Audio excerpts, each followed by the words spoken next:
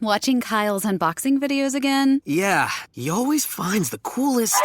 No way! A robot dog? Gotta ask where he got it. Or use your Samsung Galaxy S24 Ultra. Just draw a circle around the dog on your screen, and it shows you where to buy it right in the app. Whoa, I just learned a new trick. And that for once, I beat Kyle to the next big thing. Circle it, find it with the new Galaxy S24 Ultra and circle the search with Google. Get yours now at Samsung.com. Internet connection required. Results may vary based on visuals.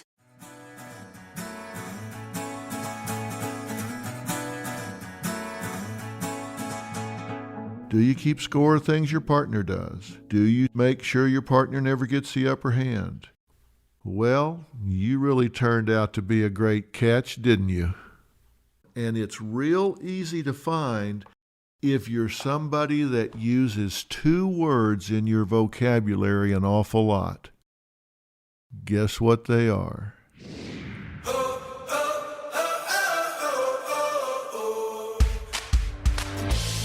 Hey, it's Dr. Phil. This is Relationship Reality Check. Last week we were talking about sex.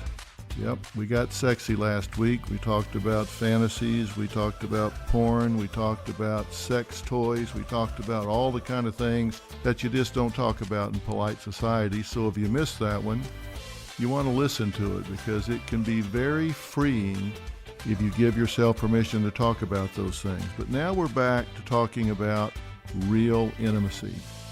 And what I'm going to ask you to do today is do some serious self-examination, looking for something that resides within every one of us. And it's what I call your bad spirit. The bad spirit that resides within every one of us. It's there. I'm going to help you find it. And we're going looking in just 40 seconds. I'm Katie Maloney, I'm 37, a divorcee, and I'm out here falling in love every day with myself. And I'm Dana Cathan, 33, former needy mess, and delusional Leo, but I've never been happier. Never been happier. You know that. Good. The foundation of this podcast is for people who want to live their life unapologetically. It's a safe space for anyone who's going through a transition in their life or just dealing with the regular bullshit. It's a religion. We're not saying that we're looking to start a coven, but that might be why we started but this we're podcast. not saying that. Join our cult. Community. The coven. Religion. Okay, let's just stick with community. Listen to the podcast. Listen to the podcast. So bad spirit. What do I mean by bad spirit? Look, we talked about myths, right? You remember we went through the myth busting, which I said I love so much, when we can blow up things that people have been laboring under for so long. That's one way you can really poison your relationship, but there are other ways you can do it.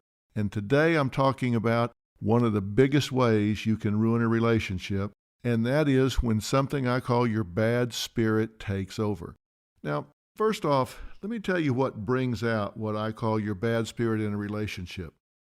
Everything you do with somebody you care about is magnified. The gravity is increased. The power of those interactions take on so much more leverage to get you feeling one way or another than they do with somebody you're not emotionally involved with, someone you're not intimately involved with. Why? Because you care what this person thinks. If your partner criticizes you, if your partner rejects you, if your partner's not interested in you, that matters a whole lot more than if the clerk down at the grocery store rejects you, right? You don't care so much what they think because you don't have a lot invested in that person. You haven't told yourself, I need this person's acceptance, this person's approval. You never stood in the line down at the Piggly Wiggly and looked at the clerk and said, you complete me. That's what you hear in the movies, but that's not what you say in the grocery store line. That's what you say about the person that you have convinced yourself you're going to spend the rest of your life with. So when that person starts taking your inventory, when that person finds something wrong with you, when that person starts getting critical, when that person has issues, that really matters to you because you have so much invested in their acceptance and approval. And they have so much invested in your acceptance and approval of them. So what are the characteristics of the bad spirit? Well, a bad spirit is immature. A bad spirit has a low emotional age. They don't function at a mature adult to adult level. They have an emotional age that is much younger, teenage, 14, 15, 16. And what does that mean? One thing you can say about teenagers is they want what they want when they want it, and they want it right now. They're not much on delayed gratification. They're all about immediate gratification. They want the things that they want right now. They don't want to wait. They don't want to work. They don't want to defer. They want everything right now. The bad spirit can be selfish. Your bad spirit can be very controlling. It's like my way or the highway. They're power-seeking. And then there are some other characteristics that I'm going to talk about with much greater specificity. Now, it's not much fun to take a look at yourself along these lines. But it's like I've said before, you cannot change what you do not acknowledge. And if your relationship isn't everything that you want it to be, then you've got to be willing to take a look and ask yourself, what can I change about me to inspire something different in this relationship? I'm not asking you to figure out how to fix your partner. The reason I'm not is because you can't do that. You can't fix your partner. Only your partner can fix your partner, and only you can fix you. So we'll talk about how you interact with your partner later on, but right now I want you to ask yourself if your bad spirit is invading your relationship and making it impossible for your partner to feel free, safe, spontaneous, and uninhibited around you. The number one characteristic that your bad spirit is going to show in a relationship is being a scorekeeper. Now, what do I mean by that? Look, I've talked about this before. You don't want to be competitive in your relationship. And I need to distinguish this for you. People that are in a relationship that is fun and spontaneous, they often banter back and forth. They'll tease each other. He'll gig her a little bit and she'll gig him a little bit. They just go back and forth with that.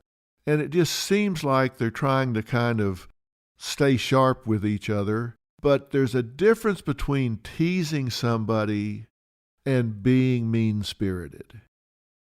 And when you're a scorekeeper, it's like everything is tit for tat. If I do A, you owe me B. I always cringe when I hear a couple say, I picked the kids up last night, so it's your turn tonight.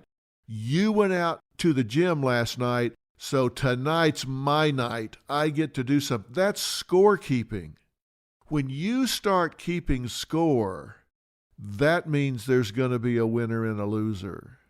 And you've heard me talk about winners and losers before when I talked about crush the lions, kill the other team, smash the opponents. You don't want to do that because you're talking about the person you love. You don't want your partner to be a loser in competition with you. You want both of you to be winners. You want to put every relationship you have on a win-win basis. Not a win-lose basis, a win-win basis.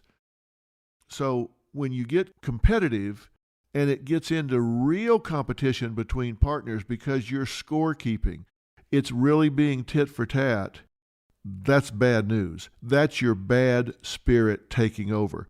Look, true intimacy is not a game. True intimacy is marked by acceptance, selflessness, giving, support, not entitlement, not what you owe me.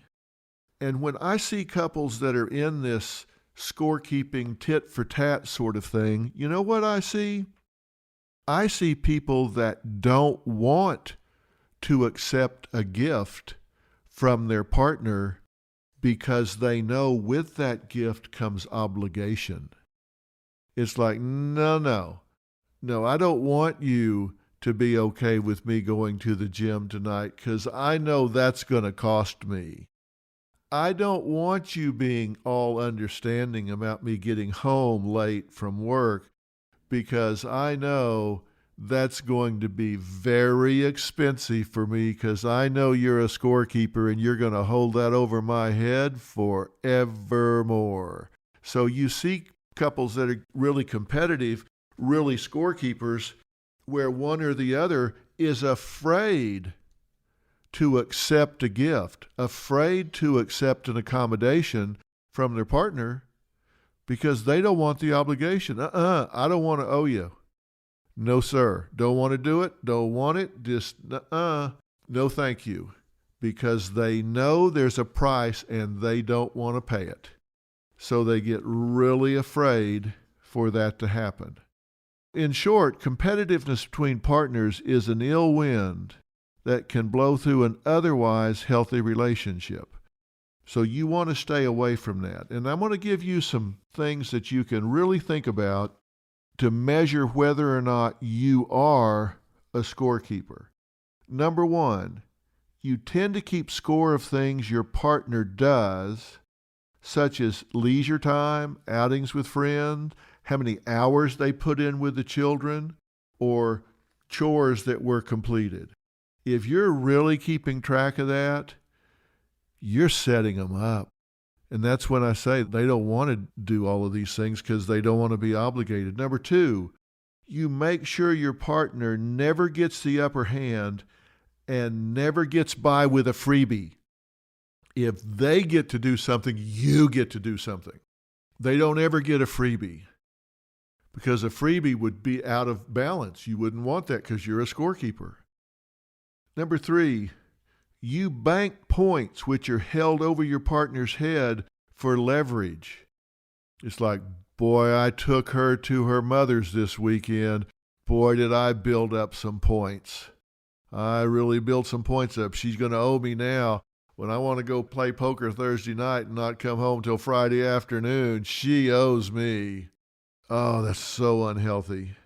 4, you make concessions in a negotiating fashion rather than offering them up as a gift of support. So you make a concession, but it's like, okay, I'll give you this if you give me that. Okay, I'll go here if you'll go there. I'll do this if you let me do that. Look, it's okay to define things. I'm not saying that you have to say yes to everything because you don't want to define your relationship. I can remember very early on in my relationship with Robin, we weren't even married yet, but we were close. And she called me one day on the phone and she said, "Hey, will you take me to my sister's house?" And it was just across the state line. It was about an hour and a half drive. And I said, yeah, sure. And I hung up the phone and thought, I don't want to do that. I don't want to go up there. I don't know those people. I don't want to know those people. I don't want to make a 3-hour round trip to go see some people that don't want to see me. They want to see her. And you know what? I called her back and said, you know what? I don't really want to do this. And there's no point in me doing this now because I'm not going to do it later. So if I do it now, it would be like bait and switch. It's like before we get married, I'll take you to your sister's house. Then we get married and I'll say, no, I don't want to go to your sister's house. You're going to say, you know what? You did all that when you were courting me. You did all that when we were dating. Then as soon as we get married, you don't want to go. I don't want that to happen. I want to tell you now, I don't want to drive you up to your sister's house. And here's something else. I'll never ask you to go to my sister's house either. Can we just agree that we won't do that to each other? Now, if she needed a ride somewhere, of course I would take her. I'd take her anywhere, take her to the moon and back. That wasn't the point. The point was going to her sister's house when I know they weren't excited about me coming. They didn't even know me. They just sort of knew me. They didn't really want to spend time with me. They wanted to spend time with her. They loved her. I would just be in the way. And at first she said, well, I don't know. Let me think about that. And then she thought about my sisters and she said, you know what? This is a pretty good trade right here. And we've laughed about it a million times, but it was really something about just being transparent. It wasn't a negotiation. It was just being honest. And had she wanted me to take her, knowing how I felt, If it was that important to her, I would have taken her. Because I've always got a rule. If I don't want to do something, and on a scale of 1 to 10, I don't want to do it at a 2, and she wants to do it at an 8, like, not doing it's not really that big a deal to me. I just kind of don't want to do it. And she really wants to do it. I think an 8 always outweighs a 2. And she's very much the same way. She may not want to go ride around the golf course with me on a Sunday afternoon, but she kind of doesn't want to go at a 2. And I might really want her to go at a level 8 because I want to show her the new layout or something and I think she would really like and enjoy. Then she'll say, yeah, sure. Yeah, I'll go. I always just try to read my partner and be honest with myself. So it's not a matter of tit for tat. It's just a matter of trying to read each other and deciding what's important to each other at a given time. Number 5, you seldom, if ever, do something in support of your partner without making sure he or she knows it, including a detailed explanation of the imposition it created for you, where you make sure, I did this, but you need to understand how much I gave up to do this. You need to understand how hard it was for me, how much I skipped to do this, the price I paid to give you what you want. And the only reason you would want to make sure that they knew that is because you were going to exact something in return. And again, that's because you're keeping score, so you need all of the points on your side of the ledger you can get. Number 6, in any type of dispute or confrontation with your partner, you actively seek outside allies in the form of family and friends in an effort to shift the balance of power. And you always know this is happening when, instead of saying, here's how I feel, sometime in that conversation you'll say, well, your mother agrees with me, your brother agrees with me, all of our friends say the same thing. Okay, now you got a team? You're calling in the SWAT team here because you want to win so bad, so you've got to get reinforcements? There's 2 things that drive me crazy. And it's somebody that does reference selling.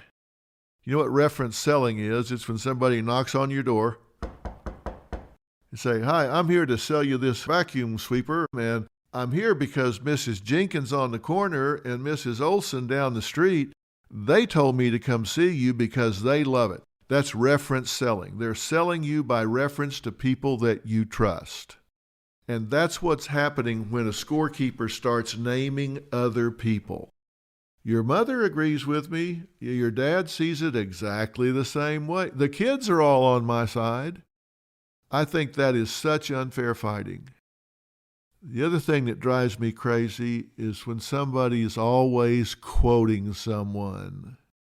They're always quoting some author. They're always quoting some Voltaire says or so-and-so. Do you not have an original thought?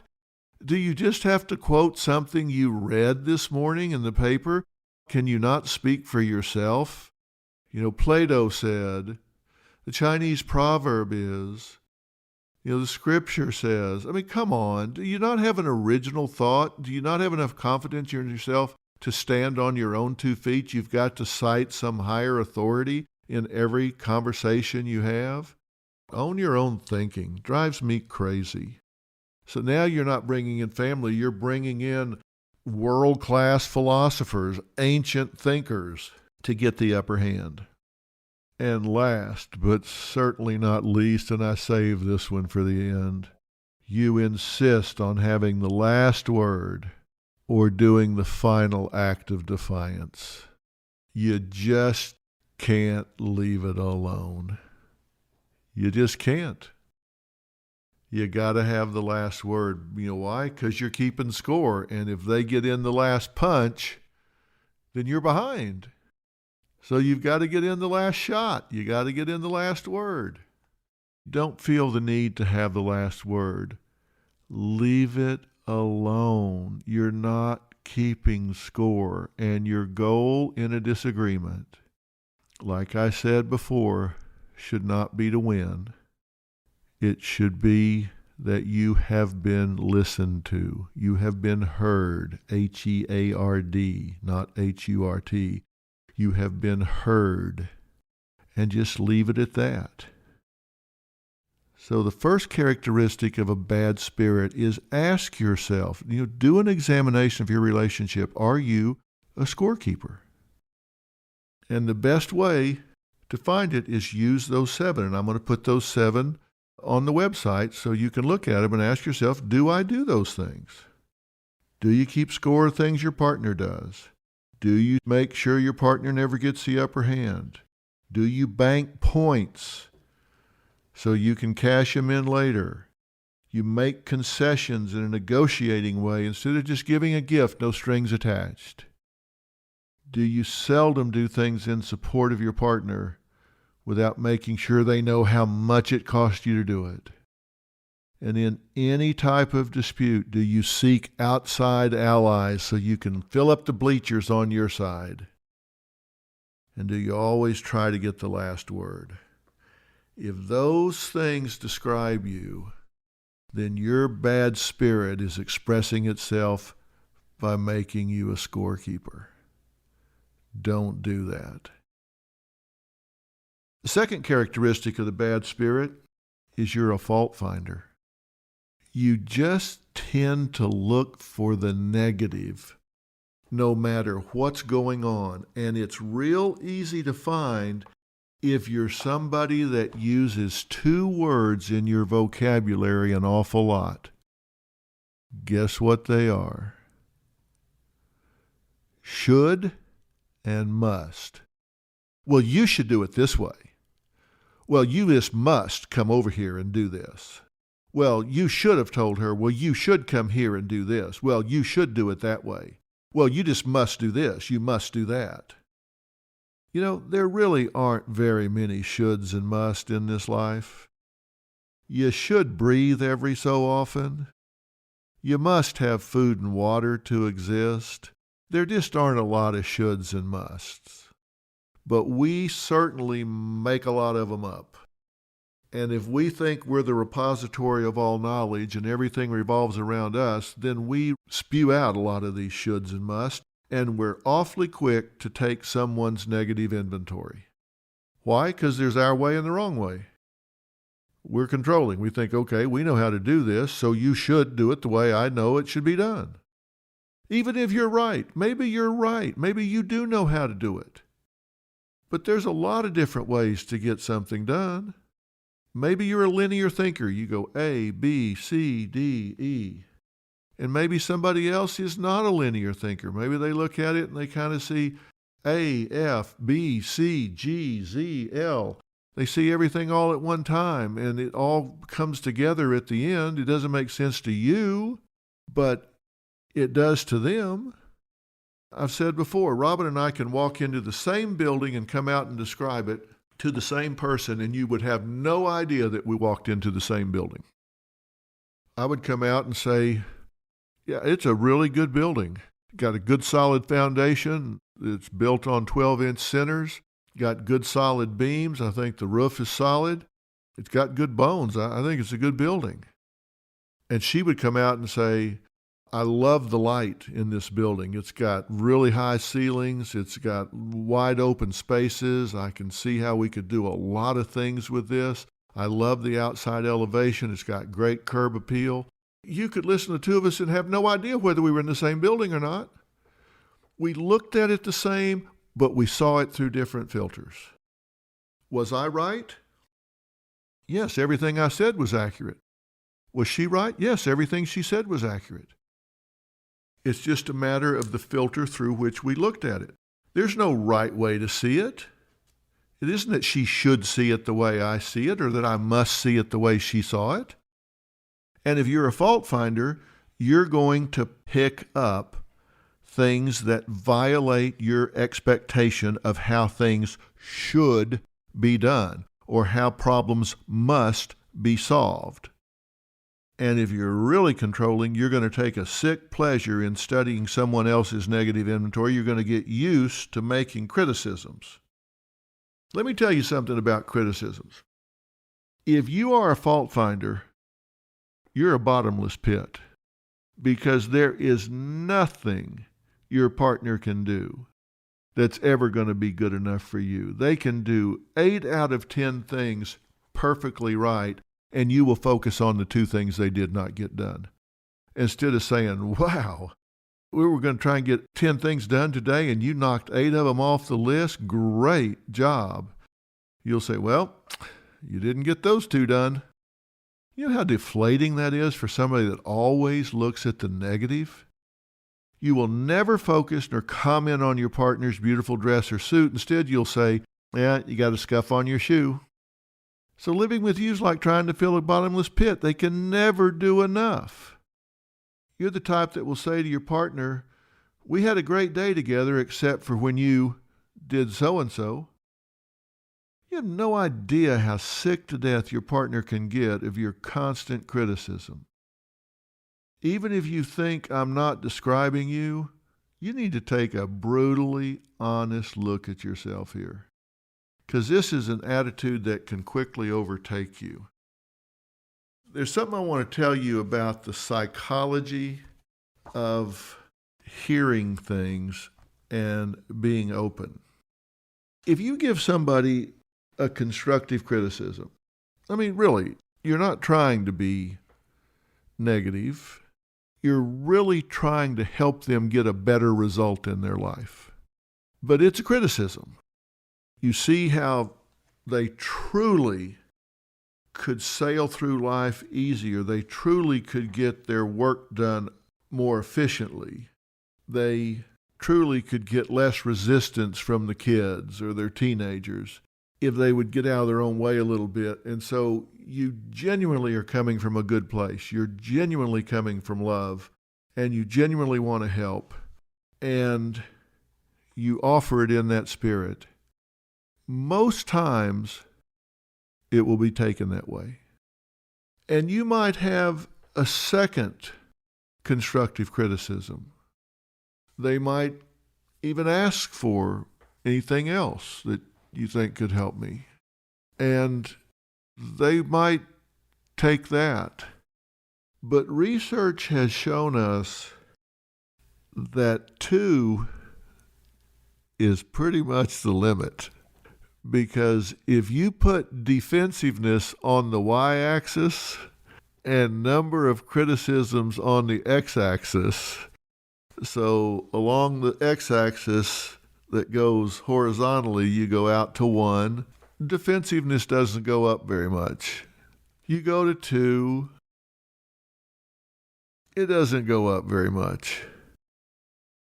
But you get to 3, 4, 5, and 6, your graph now looks like a hockey stick because it goes right through the roof. You pass 2 and they're like, all right, that's enough. I've heard all I want to hear. So their ears slam shut and it's like, okay, now we're just kicking my ass. Now we're just taking my inventory, and who are you to be telling me all of this stuff? I'm not trying to be Mr. Rah-Rah here, where I'm telling you that the answer to life is that you think positively all the time, because that's just not true. But far too many of us can fall into criticizing, blaming, and disparaging others. And it does not help the situation because they either get discouraged or defensive. And you want people to be inspired. I've always said to parents, it takes 1,000 attaboys to erase 1. You're a rotten kid. You're no good. You're stupid. You're worthless. And you may be thinking, well, who says that to their kids? Yeah. I've done 3,000 episodes. Follow me around for 17 years and ask me that question. It happens so much, it make your stomach turn.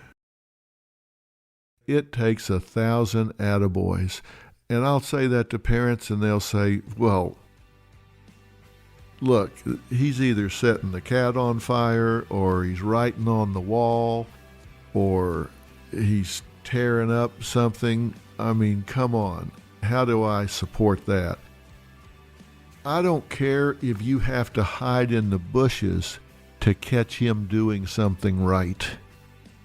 You stalk him, you stalk her until you catch him doing something right. And then you jump out of the bushes and give him a big hug and say, "Oh, thank you for being such a good boy.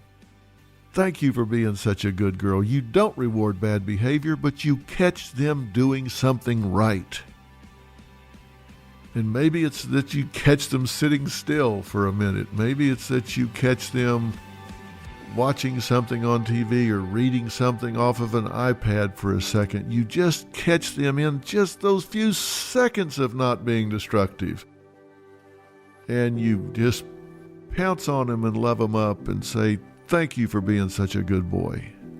You want to inspire people, and you don't do it by criticism. You do it by finding something they did well, and they want to please you. They want to go find something else they can do.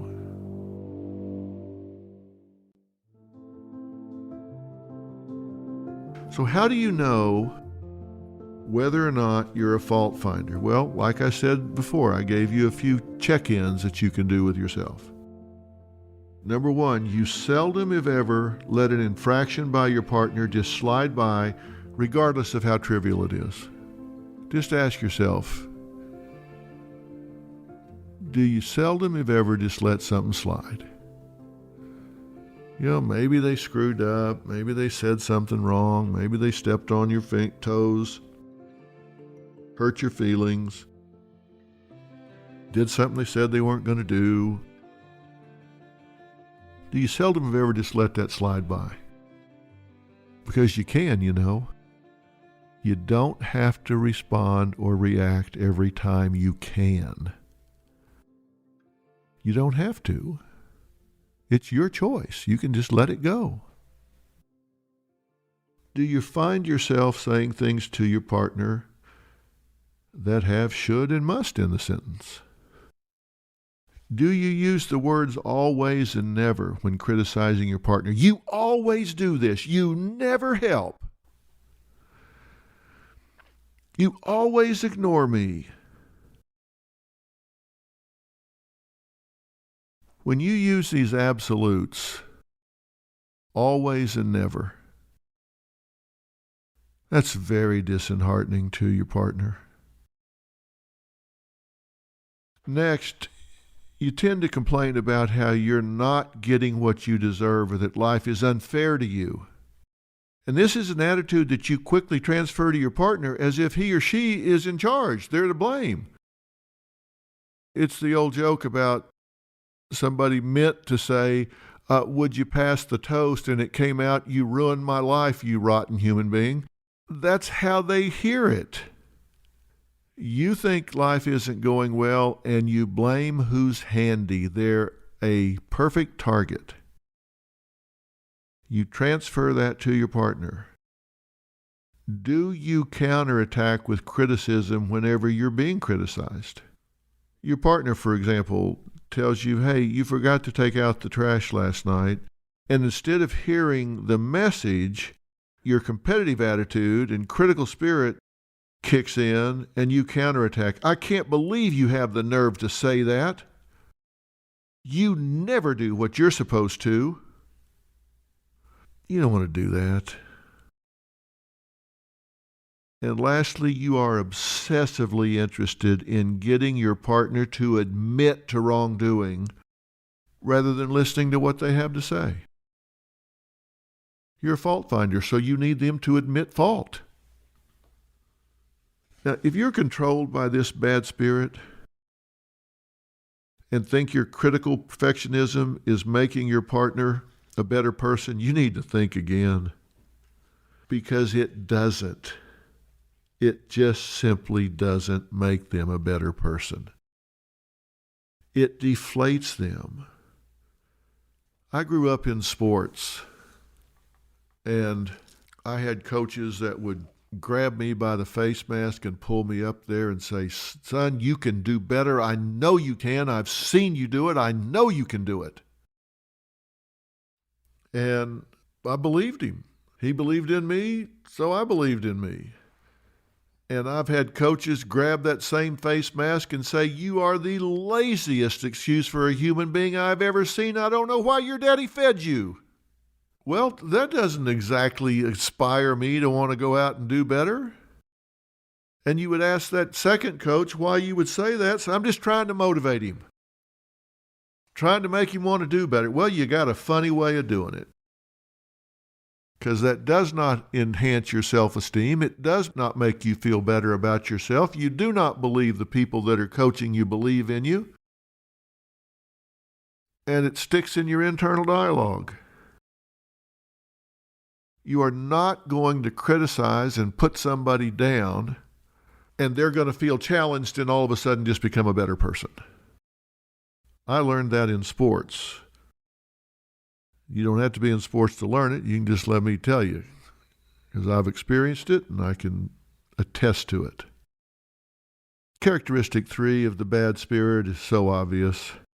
You think it's your way or the highway.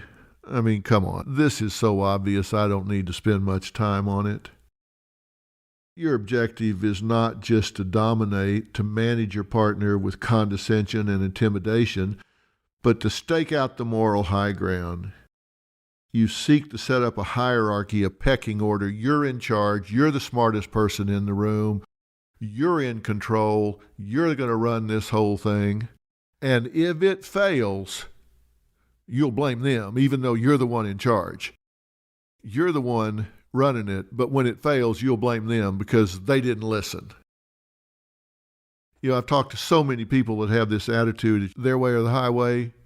And my question to them is always, if you're so smart, why is this off in the ditch?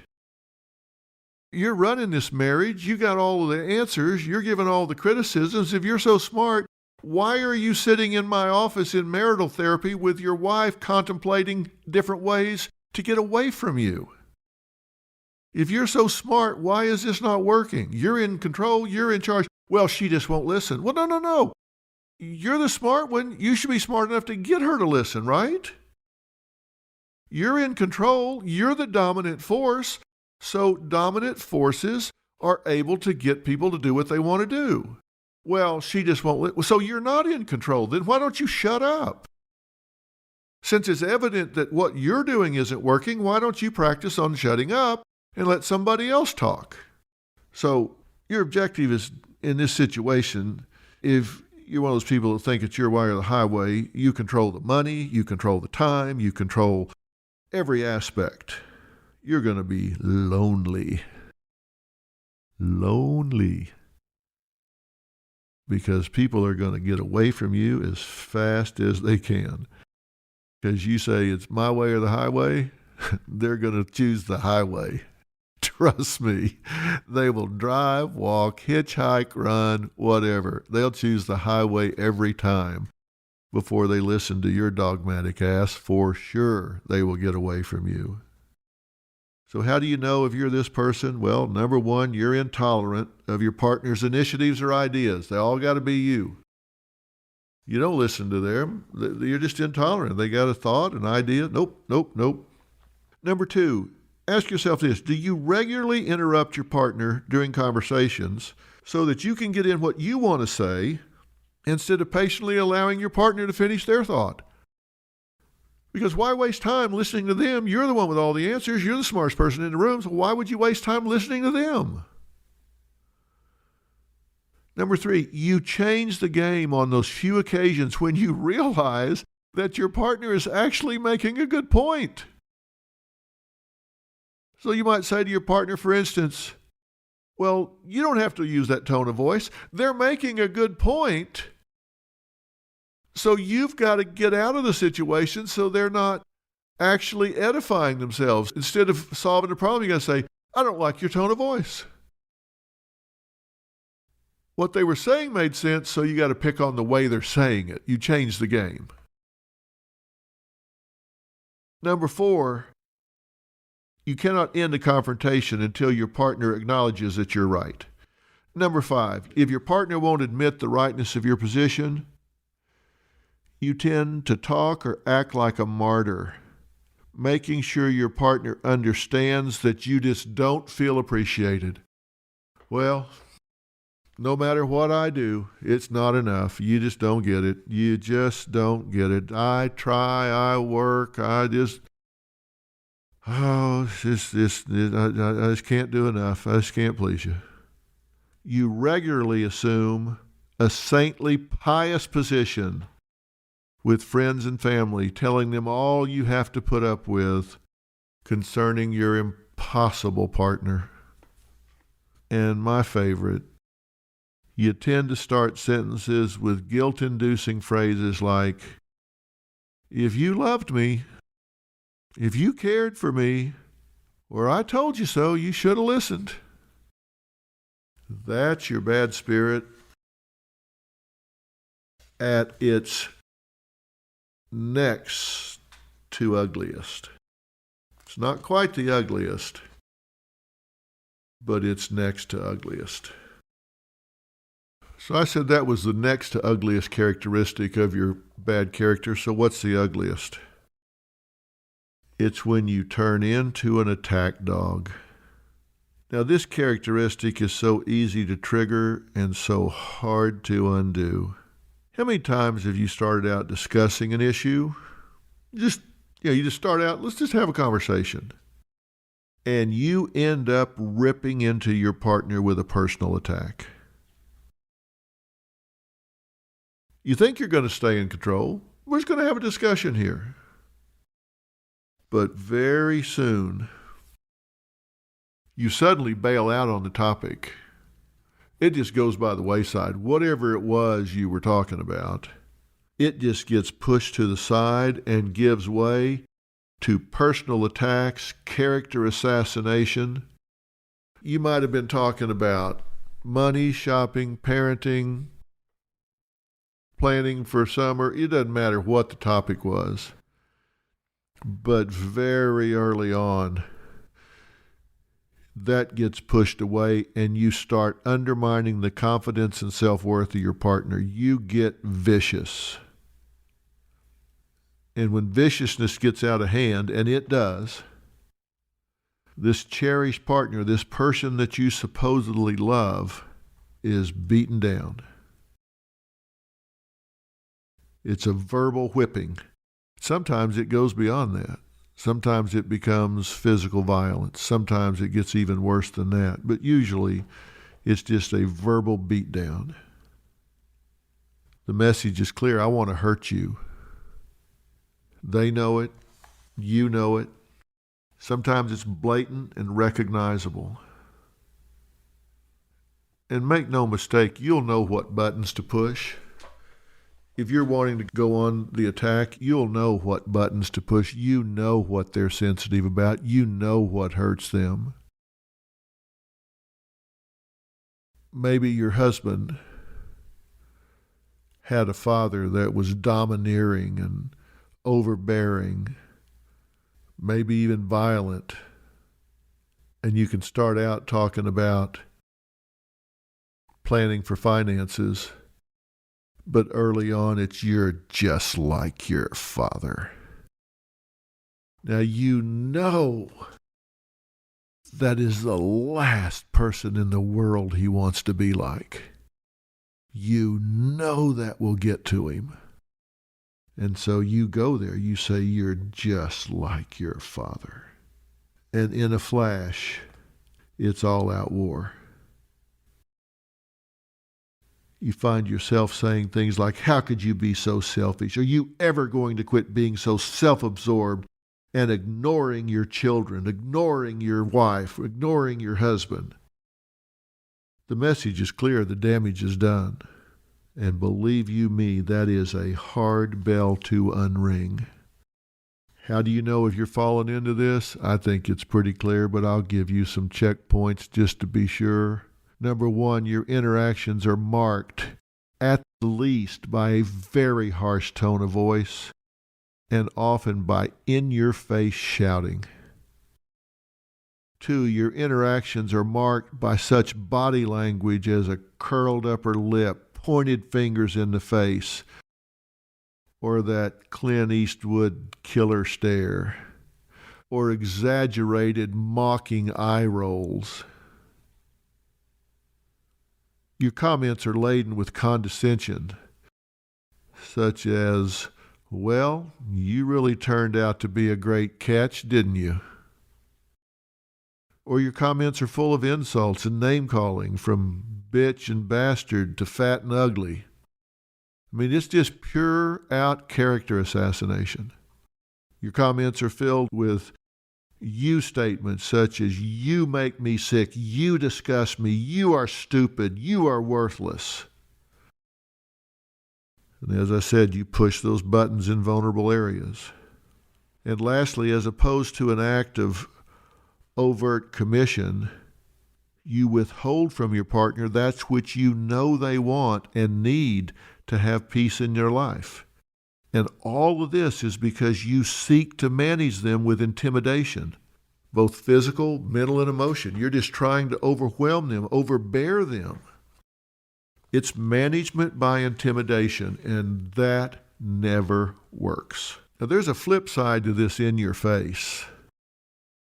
There's a part of the bad spirit that instead of you turning into an attack dog, you turn into a passive warmonger. You know, you've all heard about passive-aggressive. Passive-aggressive people are those that will sabotage you. They'll try to make things hard. Passive-aggressive, like, you don't want to help do the dishes, so just break a few. It's like, here, just give me that. We've only got so many dishes, just give me that. Just go on. You're passive-aggressive. You don't say you don't want to do it. You just do such a bad job that you get out of it. Passive-aggressive people just don't understand. You can have a passive-aggressive person at work. They don't want you to have gotten the supervisor position. So when you're trying to explain a new system or program, they just don't get it. I'm sorry, you're confusing me. I just don't get it. I'm sorry. I'm trying. I just don't get it. So they'll make you spend 2.5 hours explaining something that should have taken 20 minutes. And then the boss comes around and says, "Well, have you finished all these other things?" "So no, I'm still doing this." 2.5 hours and you're still doing this? It should have taken 20 minutes. Yeah, well, they passive-aggressively got you because they sabotaged you all along. And you ask them, "Oh, I'm trying. Thank you for your patience." So here are some telltale signs as to whether or not you, whether you admit it or not, are a passive warmonger. After listening to your partner make a suggestion, you agree with the suggestion, and then a few minutes later start talking about why it will fail rather than how it could succeed. You agree with it to their face, but then before it even gets started, you start finding fault and talking about how it's going to come apart. Like I just said about the person at work, you feign confusion when your partner explains even simple rationales for changing something in your relationship that you happen to like. You feign ineptness over activities that you just don't like, whether it's painting the room or watching the kids or doing the dishes. You time vague and subjectively defined illnesses to come up with competing events to interfere with plans made by your partner that you didn't like. So they've put something together that they want to do and you didn't, and just when it's time to do it, "Oh my God, I've got this horrible stomach bug." You don't admit it. You don't say, "Look, I don't want to go." Like when I told Robin, "I don't want to go to your sister's." I'll just tell you now, I don't want to go. If you're going to be mad, tell me now. Let's work it out now. Instead, if I was a passive warmonger, when it came time to go, I could have just said, "Oh my gosh, I've got a terrible stomach bug," and just sabotaged the trip. And the one that drives me the most crazy, drives any therapist crazy, is the yow butt. We call them the yow butt patients. No matter what you say, they listen and go, "Yeah, but what about this? Yeah, but what about this?" They could come in and say, "Well, yeah, I've got this teenage son and they cuss and call me names all the time." So you can sit down with the child and you can say, "Okay, It's not very becoming to you, and I know you're better than that, so let's make a commitment that instead of name-calling and instead of cussing, you're going to require more of yourself, and we're not going to do that anymore. Let's role-play some ways that we're going to handle those frustrations instead. And we'll role-play that. Then they'll go home for a week and do a great job. And come back the next week and say, what happened? Say, well, didn't call a single name, didn't cuss a single time. So how you feel about that, Mom? Yeah, but, how long is it going to last? Well, I don't know, but it lasted a week and you hadn't been able to get past a single day for the last 3 years and we just got a week. That's progress, isn't it? Yeah, but you just don't know her. Maybe you get a kid that is just not doing their schoolwork and they're flunking out of school, and you can get them to say, listen, you can get more out of your parents by doing this schoolwork than you could ever steal by sneaking out the window trying to go around the edges. So I'm going to appeal to your greed here. You're really smart. Let's just turn in the homework. It's 40% of your grade. You know you can do the test. And so then they come back and say, well, they went from C's to A's. Yeah, but they're just doing it to manipulate me. Well, what do you care? They learned the stuff. They went through the semester with straight A's and they're only doing it to make you happy? Yeah, but that's not a real thirst for knowledge. Whoa, kill me now. That's the passive-aggressive warmonger. Ask yourself, are you a yeah-but partner? And if you are, boy, oh boy, you got to really, really ask yourself, what's the payoff? Now, there are other characteristics. I could go on with this forever, but those are the key elements of the bad spirit. Some of the others, you just will not forgive no matter what.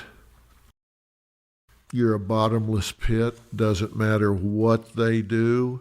You're never satisfied. You get so comfortable in the relationship that you're just lazy. You don't put anything into it. Or maybe the worst one of all, you've just given up. Your bad spirit is expressed by you've just given up. This is never going to change. I've just given up. I've checked out. I'm just putting in my time. I'm wanting you to take your own inventory.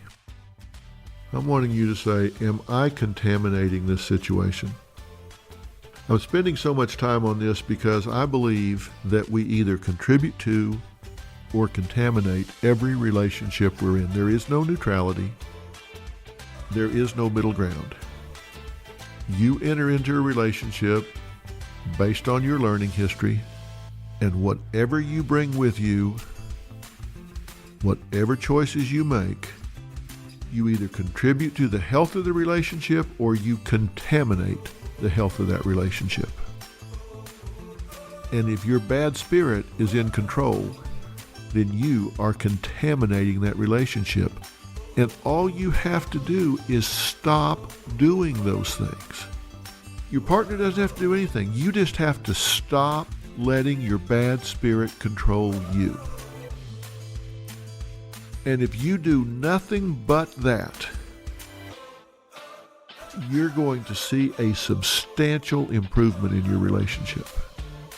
Now think about this. You rid yourself of the myths that we talked about week before last, or the 2 weeks before the last week, and you rid yourself of these bad spirits. You choose to behave differently. Do you not think just those things, no longer laboring under those myths and ridding yourself of this bad spirit, are going to make a substantial difference in the health, pleasure, joy, and satisfaction of your relationship, whether your partner does anything or not? And the answer is yes. We'll talk more about this. I'm Dr. Phil.